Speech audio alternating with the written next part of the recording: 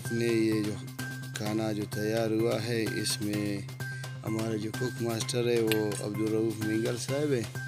अभी हम आपको उनका चेहरा दिखाते ताकि आप भी लोग परेशान होंगे कि इसने इतने जायकादार खाना बनाए, खुश नसीब कौन होगा। भाई ये है बंदा।